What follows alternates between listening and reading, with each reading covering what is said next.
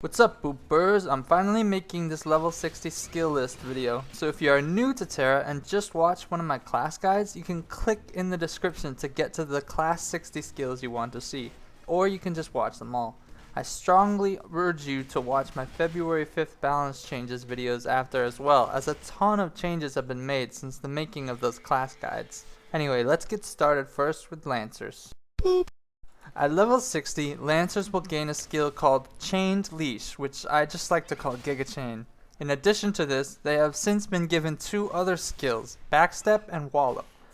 Giga Chain is a key skill in a Lancer's arsenal in PvP, serving some significance in PvE as well.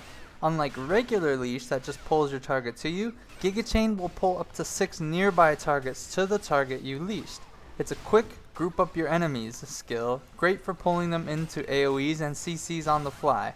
In PvP, it's a good idea to coordinate with any teammates you can on when you use this to maximize its effectiveness, as it is particularly effective if an ally can time a stun or knockdown to land immediately after you Giga, allowing you full damage on multiple targets simultaneously.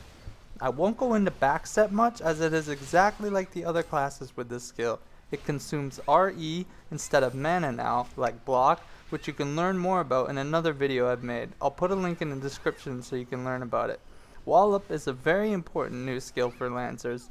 It is their high damage skill that guarantees a knockdown. It can be chained quickly out of Charge, Shield Barrage, and Debilitate and Shield Counter, and can be glyphed for more damage. Warriors have been changed massively since my Warrior Guide video. They've been given a block skill and a new resolution system like the Lancers. You can learn more about how the resolution system works by checking out the video in the description. Just know that resolution is consumed now for evasive roll and cross defense, their new block skill. At level 60, warriors gain a skill called Scythe. This attack hits in an arc in front of you and does damage based on how many edge points you currently have. It is a high damage finisher that's very useful in PvE and PvP and can be glyphed to crit and do more damage.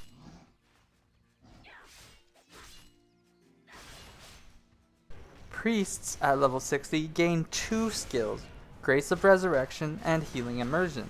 Grace of Resurrection is a buff that a priest can put on themselves in order to come back to life after dying. This skill is a great oh shit skill to get yourself back up and continue healing your group in tough situations. It is not usable in arenas and battlegrounds, making it a strictly PvE spell unless you're doing outdoors PvP. The major bonus of it is that upon death and using this, you will not lose all your stamina.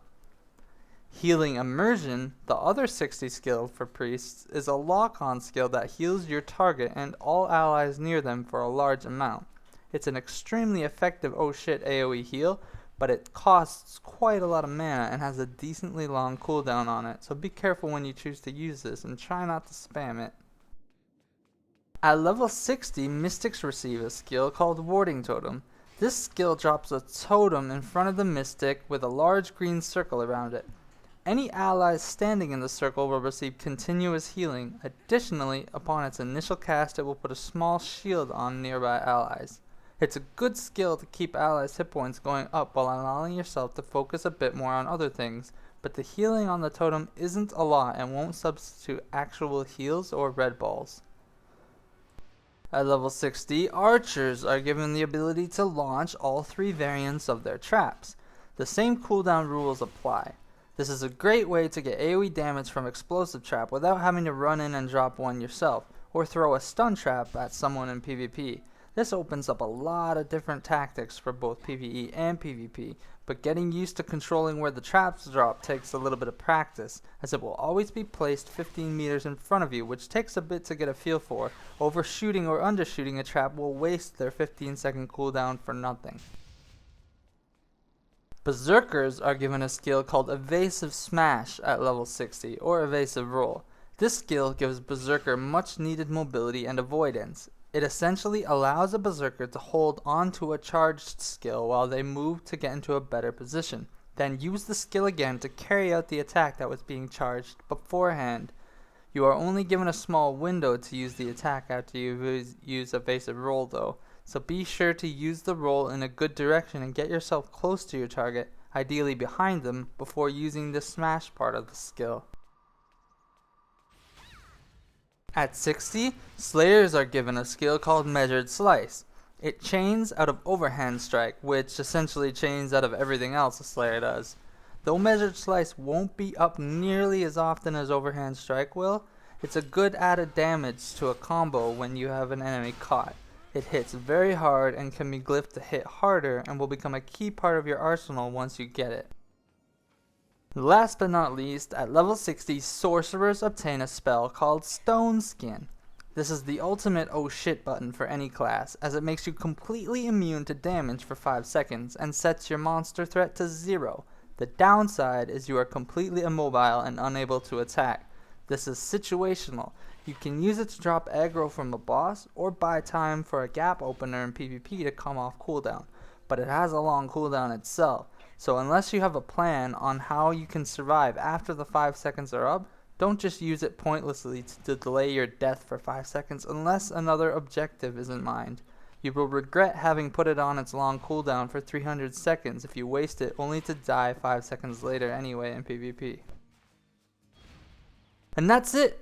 Again, I recommend checking out my videos in the description for all essential changes that have been made since the guide videos have been made. You should also check out Tera Codex's great glyph calculators. I'll put a link in the description as well so you can see new glyph possibilities and try different things out for yourself. And that's all for now. My videos are going to start covering a lot of upcoming MMOs now that I have a lot more free time to make videos, but I'll keep popping out Tera videos. My Lancer PvP guide should be next. Look forward to coverage of the new Elder Scrolls MMO, Archage, Dragon's Prophet, Wildstar, Final Fantasy XIV Neverwinter, and Blade and Soul, and some more.